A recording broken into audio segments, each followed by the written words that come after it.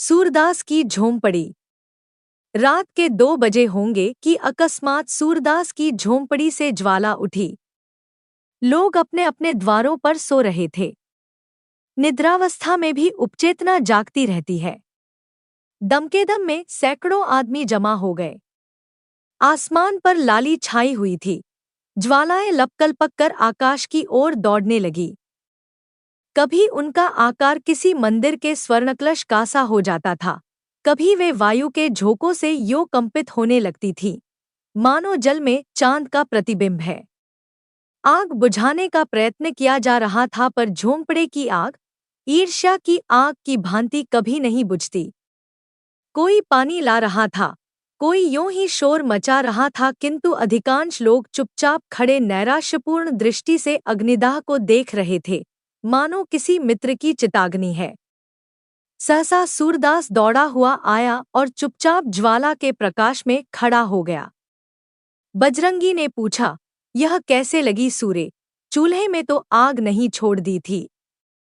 सूरदास, झोंपड़े में जाने का कोई रास्ता ही नहीं है। बजरंगी, अब तो अंदर बाहर सब एक हो गया है। दीवारें जल रही हैं। सूरदास, किसी तरह नहीं जा सकता। बजरंगी, कैसे जाओगे? देखते नहीं हो, यहां तक लपटें आ रही हैं। जगधर, सूरे, क्या आज चूल्हा ठंडा नहीं किया था? नायकराम, चूल्हा ठंडा किया होता तो दुश्मनों का कलेजा कैसे ठंडा होता?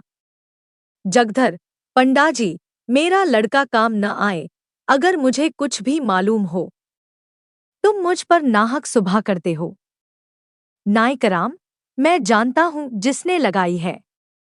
बिगाड़ न दूं तो कहना। ठाकुर दीन, तुम क्या बिगाड़ोगे, भगवान आप ही बिगाड़ देंगे। इसी तरह जब मेरे घर में चोरी हुई थी तो सब स्वाहा हो गया। जगधर, जिसके मन में इतनी खुटाई हो, भगवान उसका सत्यानाश कर दें। सूरदास, अब तो लपट नहीं आती। बजरंगी, हाँ, फूस जल गया, अब धरन जल रही है। सूरदास, अब तो अंदर जा सकता हूं। नायकराम, अंदर तो जा सकते हो, पर बाहर नहीं निकल सकते। अब चलो आराम से सो रहो, जो होना था हो गया। पछताने से क्या होगा? सूरदास, हाँ, सो रहूंगा, जल्दी क्या है। थोड़ी देर में रही सी आग भी बुझ गई। कुशल यह हुई कि और किसी के घर में आग न लगी। सब लोग इस दुर्घटना पर आलोचनाएं करते हुए विदा हुए। सन्नाटा छा गया, किंतु सूरदास अब भी वहीं बैठा हुआ था। उसे झोंपड़े के जल जाने का दुहक न था, बर्तन आदि के जल जाने का भी दुहक न था। दुहक था उस पोटली का, जो उसकी उम्र भर की कमाई थी, जो उसके जीवन की सारी आशाओं का आधार थी, जो उसकी सारी यातनाओं और रचनाओं का निष्कर्ष थी। इस छोटी सी पोटली में उसका, उसके पितरों का और उसके नामलेवा का उद्धार संचित था। यही उसके लोक और परलोक, उसकी दीन दुनिया का आशा दीपक थी। उसने सोचा, पोटली के 7 रुपए थोड़े ही जल गए होंगे। अगर रुपए पिघल भी गए होंगे तो चांदी कहाँ जाएगी? क्या जानता था कि आज यह विपत्ति आने वाली है? नहीं तो यही न सोता। पहले तो कोई झोंपड़ी के पास आता ही न, और अगर आग लगाता भी तो पोटली को पहले ही निकाल लेता। सच तो यूं है कि मुझे यहाँ रुपए रखने ही न चाहिए थे, पर रखता कहाँ? मोहल्ले में ऐसा कौन है जिसे रखने को देता? हाय, पूरे 500 रुपए थे, कुछ पैसे ऊपर हो गए थे। क्या इसी दिन के लिए पैसे पैसे बटोर रहा था? खा लिया होता तो कुछ तस्कीन होती। क्या सोचता था और क्या हुआ? गया जाकर पितरों को पिंडा देने का इरादा किया था। अब उनसे कैसे गला छूटेगा? सोचता था, कहीं मिठुआ की सगाई ठहर जाए तो कर डालूं। बहू घर में आ जाए तो एक रोटी खाने को मिले। अपने हाथों ठोंक ठोंक कर खाते एक जुग बीत गया। बड़ी भूल हुई। चाहिए था कि जैसे जैसे हाथ में रुपए आते एक एक काम पूरा करता जाता। बहुत पाँव फैलाने का यही फल है। उस समय तक राख ठंडी हो चुकी थी। सूरदास अटकल से द्वार की ओर झोंपड़े में घुसा, पर 2-3 पग के बाद एकाएक पाँव भूबल में पड़ गया। ऊपर राख थी, लेकिन नीचे आग। तुरंत पाँव खींच लिया और अपनी लकड़ी से राख को उलटने पलटने लगा, जिससे नीचे की आग भी जल्द राख हो जाए। आध घंटे में उसने सारी राख नीचे से ऊपर कर दी और तब फिर डरते डरते राख में पैर रखा। राख गर्म थी, पर असह न थी।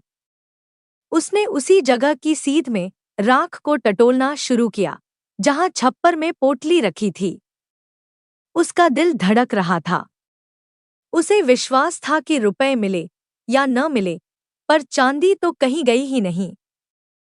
सहसा वह उछल पड़ा, कोई भारी चीज हाथ लगी। उठा लिया, पर टटोल कर देखा तो मालूम हुआ ईंट का टुकड़ा है। फिर टटोलने लगा, जैसे कोई आदमी पानी में मछलियां टटोले। कोई चीज हाथ न लगी। तब तो उसने नैराश्य की उतावली और अधीरता के साथ सारी राख छान डाली। एक एक मुट्ठी राख हाथ में लेकर देखी। लोटा मिला, तवा मिला, किंतु पोटली न मिली। उसका वह पैर, जो अब तक सीढ़ी पर था, फिसल गया और अब वह अथाह गहराई में जा पड़ा। उसके मुख से सहसा एक चीज निकल आई। वह वहीं राख पर बैठ गया और बिलख बिलख कर रोने लगा। यह फूस की राख न थी, उसकी अभिलाषाओं की राख थी। अपनी बेप्सी का इतना दुख उसे कभी न हुआ था। तड़का हो गया।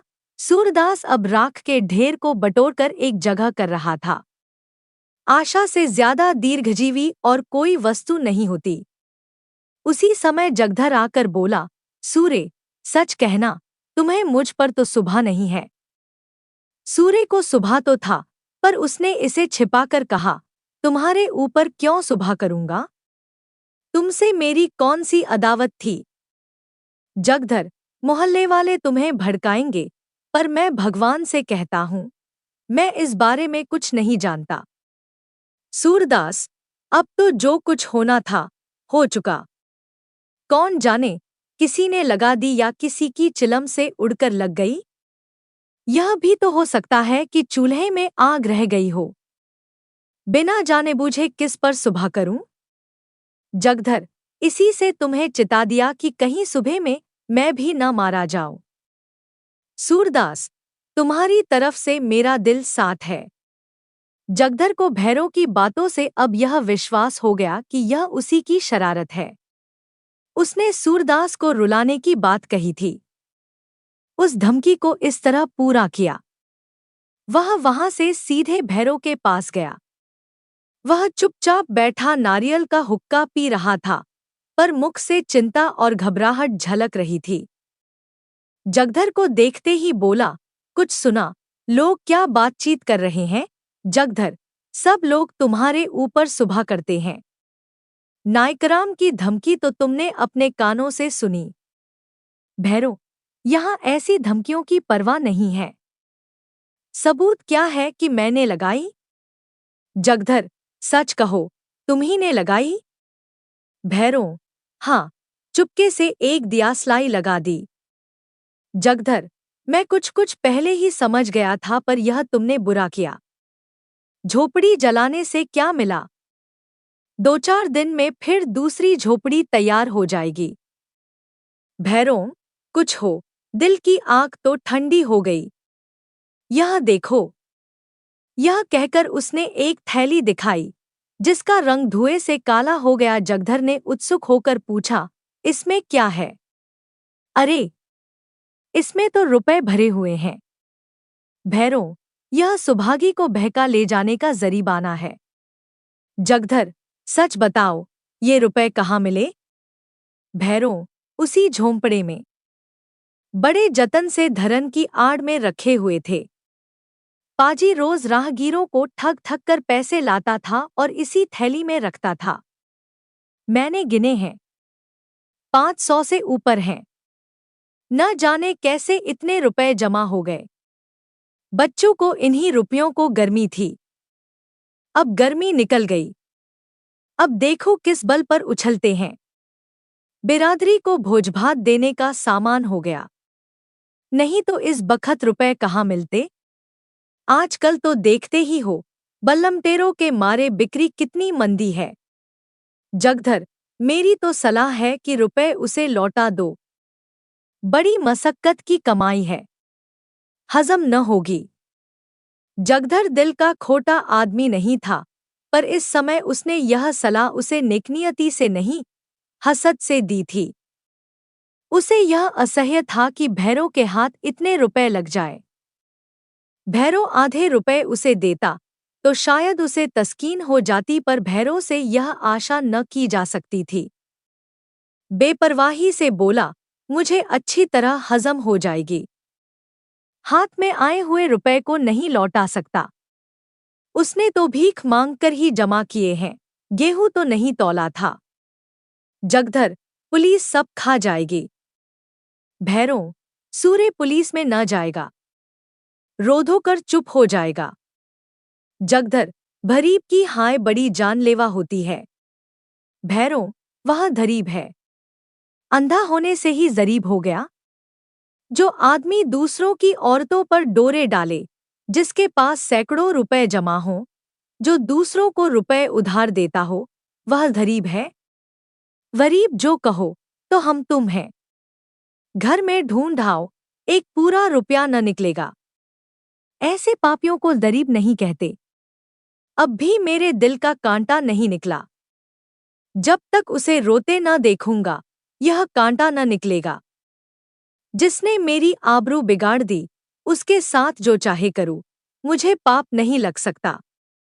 जगधर का मन आज खोचा लेकर गलियों का चक्कर लगाने में न लगा। छाती पर सांप लौट रहा था। इसे दमकेदम में इतने रुपए मिल गए, अब मौज उड़ाएगा। तकदीर इस तरह खुलती है। यहां कभी पड़ा हुआ पैसा भी न मिला। पाप पुण्य की कोई बात नहीं। मैं ही कौन दिन भर पुण्य किया करता हूं। दमड़ीचदाम कौड़ियों के लिए टेनी मारता हूं। बाट खोटे रखता हूं। तेल की मिठाई को घी की कहकर बेचता हूं।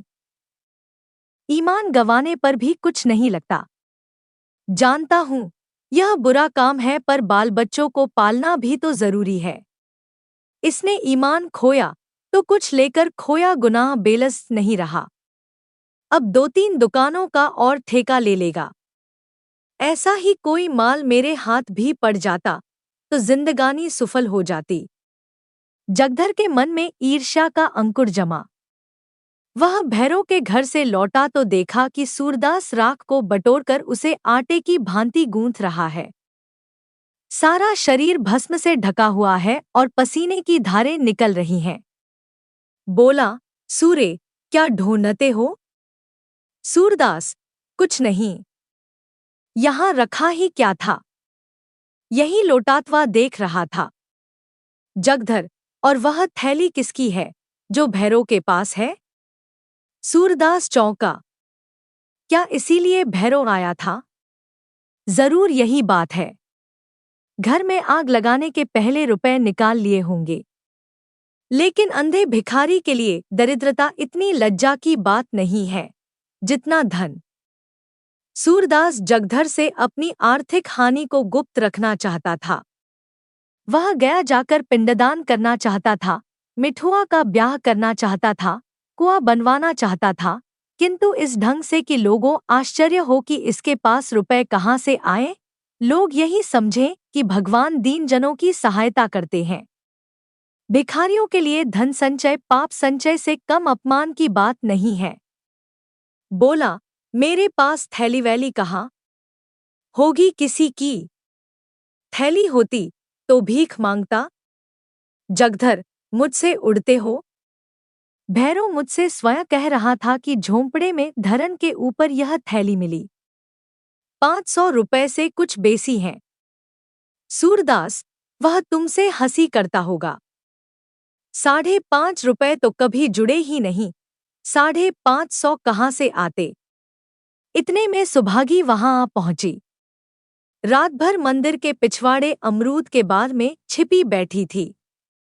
वह जानती थी, आग भैरव ने लगाई है।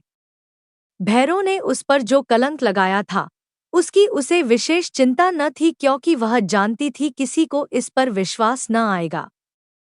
लेकिन मेरे कारण सूरदास का यो सर्वनाश हो जाए, इसका उसे बड़ा दुहक था। वह इस समय उसको तस्कीन देने आई थी। जगधर को वहां खड़े देखा तो झिझकी।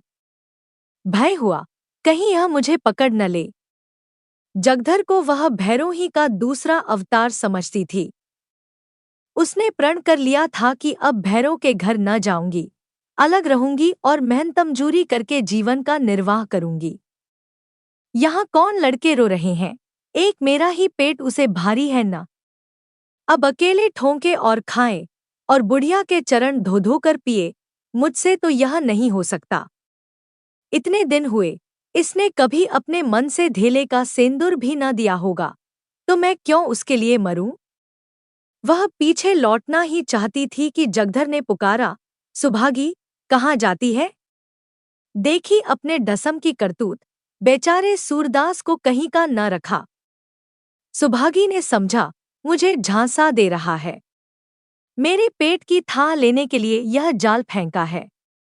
व्यंग्य से बोली, उसके गुरु तो तुम ही हो, तुम्ही ने मंत्र दिया होगा। जगधर, हाँ, यही मेरा काम है। चोरी डाका न सिखाओ तो रोटियां क्यों कर चलें।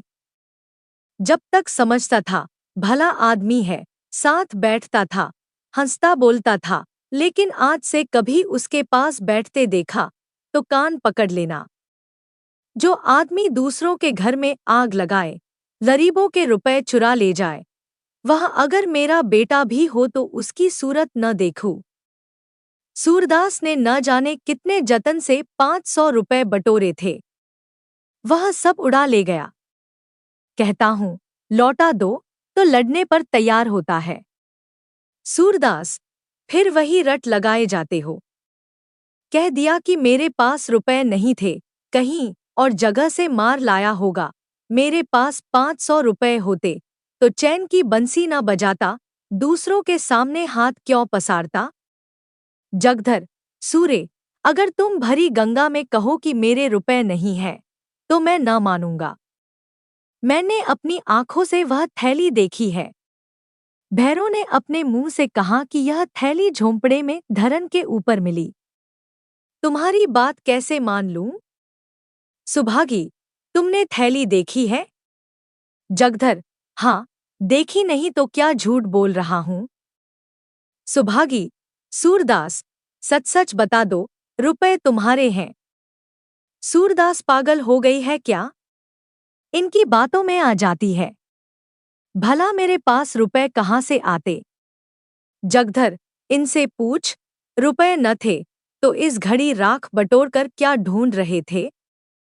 सुभागी ने सूरदास के चेहरे की तरफ अन्वेषण की दृष्टि से देखा।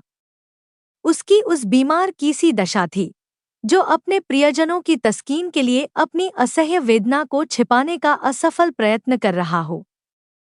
जगधर के निकट आकर बोली, रुपए जरूर थे, इसका चेहरा कहे देता है। जगधर, मैंने थैली अपनी आंखों से देखी है। सुभागी, अब चाहे वह मुझे मारे या निकाले पर रहूंगी उसी के घर। कहाँ कहाँ थैली को छिपाएगा? कभी तो मेरे हाथ लगेगी। मेरे ही कारण इस पर यह विपत पड़ी है। मैंने ही उजाड़ा है, मैं ही बसाऊंगी। जब तक इसके रुपए न दिला दूंगी, मुझे चैन न आएगी। यह कहकर वह सूरदास से बोली, तो अब रहोगे कहाँ? सूरदास ने यह बात न सुनी। वह सोच रहा था, रुपए मैंने ही तो कमाए थे, क्या फिर नहीं कमा सकता? यही न होगा, जो काम इस साल होता वह कुछ दिनों के बाद होगा। मेरे रुपए थे ही नहीं, शायद उस जन्म में मैंने भैरव के रुपए चुराए होंगे। यह उसी का दंड मिला है। मगर बेचारी सुभागी का अब क्या हाल होगा? भैरव उसे अपने घर में कभी न रखेगा। बेचारी कहाँ मारी मारी फिरेगी। यह कलंक भी मेरे सिर लगना था, कहीं का न हुआ। धन गया, घर गया, आबरू गई, जमीन बच रही है, यह भी न जाने जाएगी या बचेगी। अंधापन हो क्या थोड़ी बिपत थी कि नित ही एक नेक चपत पड़ती रहती है। जिसके जी में आता है, चार खोटीखरी सुना देता है। इन दोहकजनक विचारों से मर्माहत सा होकर वह रोने लगा। सुभागी जगधर के साथ भैरों के घर की ओर चली जा रही थी और यहाँ सूरदास अकेला बैठा हुआ रो रहा था। सहसा वह चौंक पड़ा। किसी ओर से आवाज आई, तुम खेल में रोते हो। मिठुआ घीसू के घर से रोता चला आता था, शायद घीसू ने मारा था। इस पर घीसू उसे चिढ़ा रहा था, खेल में रोते हो। सूरदास कहाँ तो नैराश्य, ग्लानि, चिंता और क्षोभ के अपार जल में गोते खा रहा था, कहाँ यह चेतावनी सुनते ही उसे ऐसा मालूम हुआ, किसी ने उसका हाथ पकड़कर किनारे पर खड़ा कर दिया। वाह, मैं तो खेल में रोता हूँ। कितनी बुरी बात है। लड़के भी खेल में रोना बुरा समझते हैं, रोने वाले को चिढ़ाते हैं, और मैं खेल में रोता हूँ। सच्चे खिलाड़ी कभी रोते नहीं, बाजी पर बाजी हारते हैं, चोट पर चोट खाते हैं, धक्के पर धक्के सहते हैं, पर मैदान में डटे रहते हैं। उनकी त्योरियों पर बल नहीं पड़ते, हिम्मत उनका साथ नहीं छोड़ती, दिल पर मालिन्य के छींटे भी नहीं आते, न किसी से जलते हैं, न चिढ़ते हैं। खेल में रोना कैसा? खेल हंसने के लिए, दिल बहलाने के लिए है, रोने के लिए नहीं। सूरदास उठ खड़ा हुआ और विजयगर्व की तरंग में राख के ढेर को दोनों हाथों से उड़ाने लगा। आवेग में हम उद्दिष्ट स्थान से आगे निकल जाते हैं। वह संयम कहाँ है जो शत्रु पर विजय पाने के बाद तलवार को म्यान में कर ले? एक क्षण में मिठुआ, घीसू और मोहल्ले के 20 लड़के आकर इस भस्मस्तूप के चारों ओर जमा हो गए और मारे प्रश्नों के सूरदास को परेशान कर दिया। उसे राख फेंकते देखकर सबों का खेल हाथ आया। राख की वर्षा होने लगी। दमकेदम में सारी राख बिखर गई, भूमि पर केवल काला निशान रह गया। मिठुआ ने पूछा, दादा, अब हम रहेंगे कहाँ? सूरदास, दूसरा घर बनाएंगे। मिठुआ, और कोई फिर आग लगा दे? सूरदास, तो फिर बनाएंगे। मिठुआ, और फिर लगा दे? सूरदास, तो हम भी फिर बनाएंगे। मिठुआ, और कोई 1000 बार लगा दे? सूरदास, तो हम 1000 बार बनाएंगे। बालकों की संख्याओं से विशेष रुचि होती है। मिठुआ ने फिर पूछा, और जो कोई 100 लाख बार लगा दे? सूरदास ने उसी बालोचित सरलता से उत्तर दिया, तो हम भी 100 लाख बार बनाएंगे।